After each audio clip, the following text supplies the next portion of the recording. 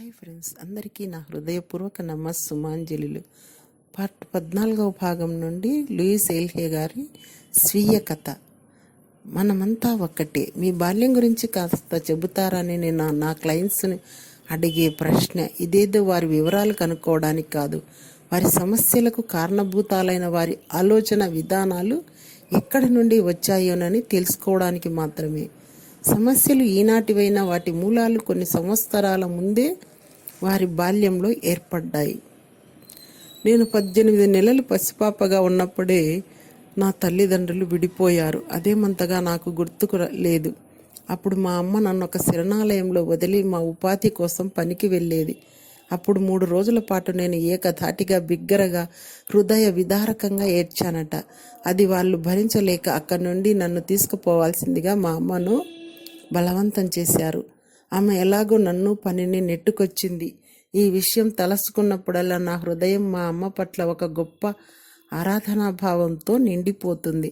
కానీ తర్వాత రోజుల్లో మా అమ్మ నాపై అంతగా శ్రద్ధ చూపలేకపోయింది.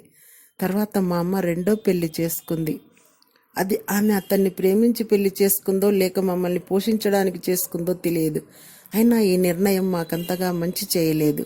అతను యూరోప్లో పెరిగిన జర్మన్ సంతతికి చెందినవాడు. అతడిలో చాలా హింసాత్మక భావనలుండేవి. అతడికి ఒక కుటుంబాన్ని ఎలా పోషించాలో తెలియదు. అతడి వల్ల మా అమ్మ నా చెల్లికి జన్మనిచ్చింది. అటువంటి పరిస్థితుల్లో 1930లో ప్రపంచంలో ఆర్థిక సంక్షోభం సంభవించింది. ఆ ప్రభావం మా కుటుంబంపై కూడా పడింది.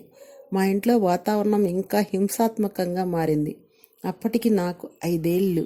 దీనికి తోడు మా ఇంటి ప్రక్కనుండే ఒక తాగుబోతు ముసలోడు నన్ను ఆ వయసులో బలాత్కారం చేశాడు. డాక్టర్ పరీక్షలు, కోర్టు కేసులు, నా సాక్ష్యాలు ఇప్పటికీ నాకు గుర్తున్నాయి. అతనికి 15 సంవత్సరాల జైలు శిక్ష విధించారు. దానికి నా తప్పన్నట్లుగా తప్పు నీదే అని చాలాసార్లు చెప్పారు. అతడు ఒకవేళ జైలు నుండి విడుదలైన తర్వాత నాపై ఎక్కడ ప్రతీకారం తీర్చుకుంటాడేమోనని చాలా భయపడేదాన్ని. నా బాల్యం చాలా వరకు శారీరకంగా హింసించబడడంతోనే జరిగిపోయింది. నేను ఆ వయసులోనే ఎంతో పనిని చేసేదాన్ని. నా ఆత్మగౌరవం చాలా వరకు దిగజారిపోయింది. ఏవో కొన్ని మంచి లక్షణాలు మాత్రం నాలో ఉండేవి. వాటిని నేను వ్యక్తపరచుకునేదాన్ని. నేను 4వ తరగతిలో ఉన్నప్పుడు నాకు జరిగిన ఒక సంఘటన నా తప్పిన జీవితమంతా ఎలా గడిచి ఉంటుందో చక్కగా తెలియజేస్తుంది. ఒకరోజు స్కూల్లో ఒక పార్టీ జరుగుతోంది. అందరికీ కేకులు పంచుతున్నారు. ఆ స్కూల్లో నేను తప్ప తక్కిన పిల్లలందరూ అంతో ఎంతో డబ్బున్న మధ్యతరగతికి చెందినవారే. నా నుంచి ఎప్పుడూ పచ్చి తెల్లగడ్డల వాసన వస్తుండేది. ఎందుకంటే మేము తిన్న చెడిపోయిన కుళ్ళిపోయిన అన్నంలోని క్రిములు చచ్చేందుకు వాటిని తినేవాళ్ళం. నేనంతవరకు జీవితంలో కేక్ తినలేదు. అసలు వాటిని మేము కొనలేము కూడా. మా ఇంటి ప్రక్కన ఒక ముసలామె ఉండేది. ఆమె నాకు వారానికి ఒక 10 సెంట్లు, సంవత్సరంలో నా పుట్టినరోజు నాడు మరి క్రిస్మస్ రోజు ఒక్కొక్క $1 ఇస్తుండేది. దాంతో నాకు ఒక చౌక దుకాణంలో క్రింద తొడుక్కోవడానికి దుస్తులు వచ్చేవి.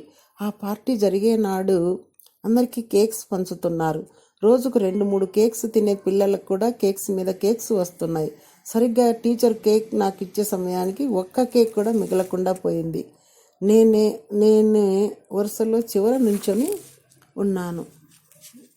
ఇప్పుడు ఆ సంఘటన నాకు చాలా చక్కగా అర్థమైంది. నాకు ఒక్క కేక్ కూడా రాకుండా పోవటానికి కారణం నాకు రాదు అని నేను ముందే నిర్ణయించుకున్న నా నమ్మకము, మరి నాకు కేక్ తినే అర్హత లేదు అన్న భావన ఆ వరుసలో చివర నుంచోబెట్టింది. అందుకే నాకు కేక్ రాలేదు. అది నా సొంత ఆలోచన విధానం. వాళ్ళు కేవలం నా ఆలోచనలకు అద్దం పట్టారు. నాకు 15 సంవత్సరాలు వచ్చినప్పుడు ఈ సెక్స్ పరమైన వేధింపులు తట్టుకొనలేక ఇంట్లోంచి స్కూల్లోంచి పారిపోయాను. ఒక హోటల్లో వెయిటర్గా చేరాను. మా ఇంట్లో ఆ గాడిద చాకరీ కన్నా ఈ పని చాలా హాయి అనిపిస్తుంది. ప్రేమాభిమానాలు లేక ముకుటించిన హృదయంతో, మరి దిగజారిపోయిన ఆత్మగౌరవంతో నేను ఎవరు నాపై జాలి చూపినా లేక నా పట్ల మంచిగా ప్రవర్తించినా చాలు, నా శరీరం వాళ్ళకు అర్పించేదాన్ని. అందువలన నాకు 16 ఏళ్ళు ఉన్నప్పుడు ఒక పసిపాప జన్మించింది. ఆ అమ్మాయిని పెంచి పోషించడం అసాధ్యం అనిపించింది. ఒక పిల్లలు లేని మరి పిల్లల కోసం పరితపిస్తున్న ఒక మంచి జంటకు ఆ పసికందుని అప్పగించాను. 4 నెలల క్రితం వరకు వాళ్ళున్న ఇంటిలోనే ఉన్నాను. ఎప్పటికైనా వారి ఆచూకీ తెలియకపోతుందా అని ఇంతవరకు పాప గురించి కానీ వారి గురించి కానీ ఆచూకీ తెలియలేదు. హాస్పిటల్కి వెళ్తే ఆ పాప వారి సంతానంగా రిజిస్టర్ అయింది. అటువంటి పరిస్థితుల్లో మాతృప్రేమను నేను అనుభవించలేకపోయాను.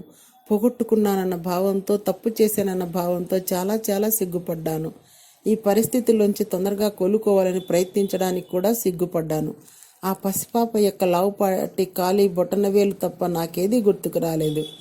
నాకు అలాగే ఉంటుంది. ఒకవేళ నేను ఎప్పుడైనా ఆ అమ్మాయిని కలిస్తే మొదట చూసేది ఖాళీ బొటనవేలునే. నేను అమ్మాయిని 5 రోజుల పసిప్రాయంలోనే వదిలిపెట్టేశాను. తర్వాత నేను వెంటనే మా అమ్మ దగ్గరికి వెళ్ళాను. నువ్వు ఇక ఈ హింస పడాల్సిన అవసరం లేదు, నేను నిన్ను ఇక్కడి నుంచి తప్పిస్తానని చెప్పాను. అప్పటి వరకు బలి పశువుగా ఉన్నటువంటి ఆమె నాతో వచ్చేసింది. నాతో వచ్చేందుకు 10 ఏళ్ల నా చెల్లిని వదిలేసింది.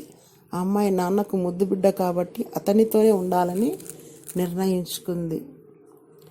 ఆ తర్వాత మా అమ్మ ఒక హోటల్లో పని మరి ఒక అపార్ట్మెంట్లో వసతి కల్పించి నా బాధ్యతలు అయిపోయిందని భావించాను.